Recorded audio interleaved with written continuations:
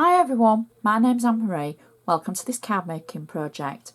Today we're going to make a gorgeous card using the decoupage two toppers from Anna Griffin and a little bit of embossing and a little bit of a technique. So let's get going. Our base card that I'm using is a 7x5 inch card. It's my favourite size. Details of everything I do use will be on my blog or below the video.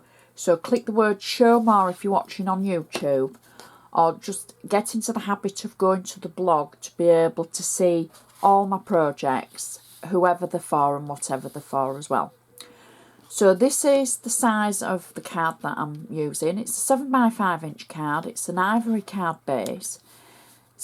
I think it's the best size to be able to make a card in because it's not too big and not too small. It's bigger than the A6 and smaller than the A5. Now I know in different countries these are different sizes.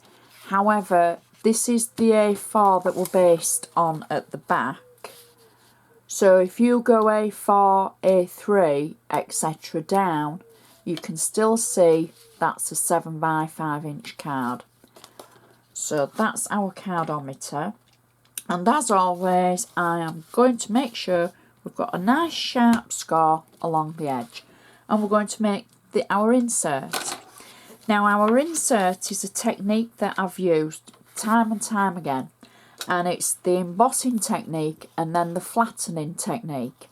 So what that means is I take a piece of card through in an embossing folder through my die cutting machine to get the emboss, and then I ink it and then take it back through the machine without the embossing folder in the highest section to flatten it. Now in this instance I've used something a little bit different. I've used the embossing folder, the Butterfly Dance from Anna Griffin's Artful patterns collection. So I've taken it through the machine as normal, and then I've inked it, and then I've flattened it, and then I've overstamped it with a birthday stamp.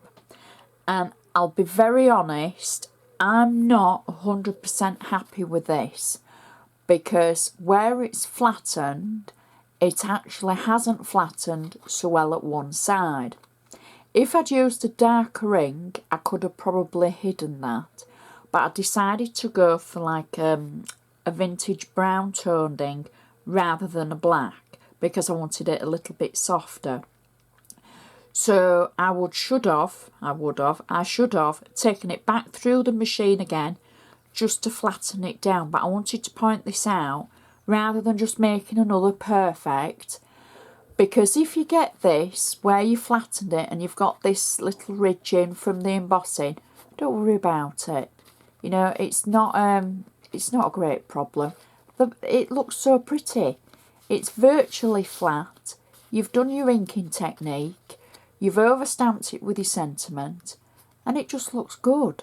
So don't be thinking, oh no, I've gone wrong. Just use it, because it's a different way of using your embossing folders and getting even more out of them. Now I know Anna has brought out some embossing folders that have a mask centre, so it's sort of like flattens your embossed area so that you can do this. In the UK, we haven't had those yet. So US fans, you might already have those. I'll put the details, the name of them underneath in the description so that you know what I'm talking about. But they would help with flattening your middle section to be able to get your sentiment in.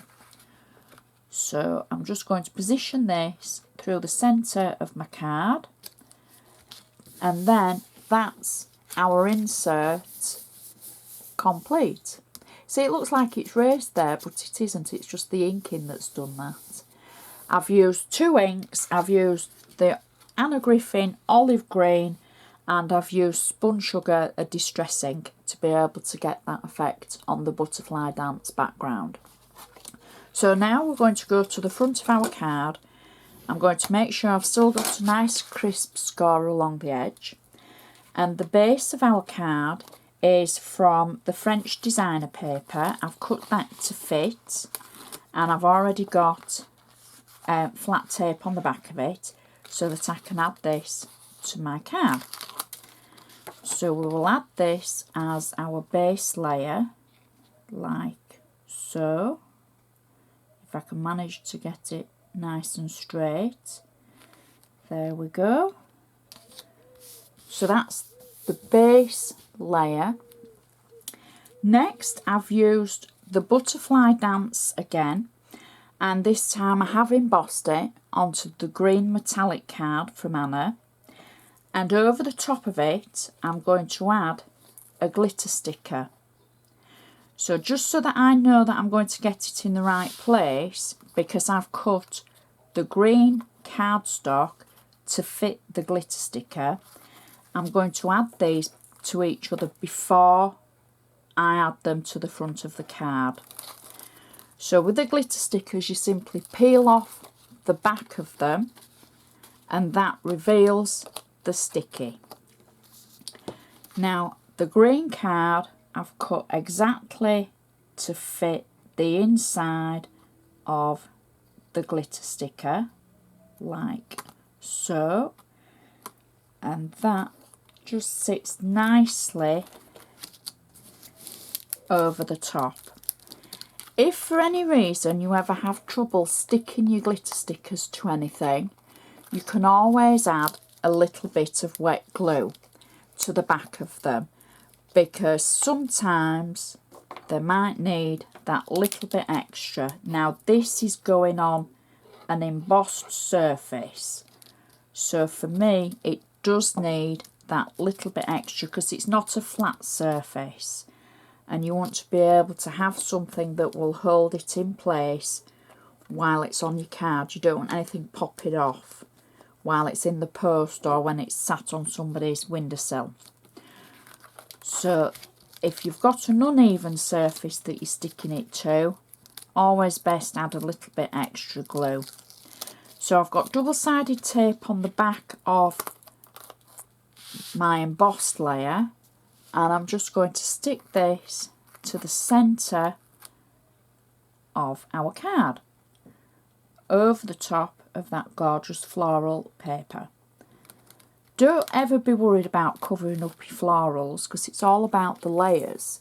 You can still see some of the paper around the edge, so it's not you know, you're not doing any disrespect by covering it over. You're making your layers and you're building it up as you go.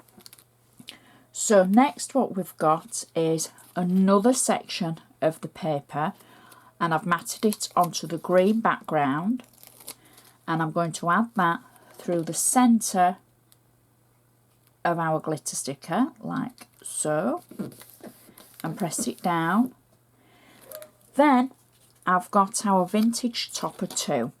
So I've decided on using the butterfly and the rose with the gold swirl, and I've got 3D foam on the back of it already, and I'm simply going to position this through the centre, I'm saying through the centre, to one side at the bottom of our sticker, like so. And then we can finish this off with a gorgeous green wonky bow. Rather than a nice straight tight one, I've gone with one of my wonky ones, and I think it will sit perfectly at the top there. I've already put it on 3D foam, and I think that finishes off the card perfectly. Such a pretty card, pretty insert that matches with the butterflies. It stands up nicely. You've got a few layers there, but it would still fold, fit in a flat envelope. You wouldn't need anything special. So that is such a pretty card. I hope you've enjoyed watching, and I hope it's given you a little bit of inspiration, a few ideas of what you can do with your own items from Anna. So please comment, please click that like button, please share. Check out my blog. If you've never looked before, there's a link on YouTube for my blog. You can see every project I've ever done, nice and easy, in a block of photos as it were, and you just simply click on one and it'll open up and show you the details, the description and the video. From now on, I must actually add, from now on the blog, I add photos of not only the front of the card, but the insert as well, so that if you're ever stuck for ideas, you can go to the project, check it out, and you'll see the front of the card and the inside, as well as the description. Okay, so thanks so much for watching. I hope you've enjoyed it, and I shall see you next time.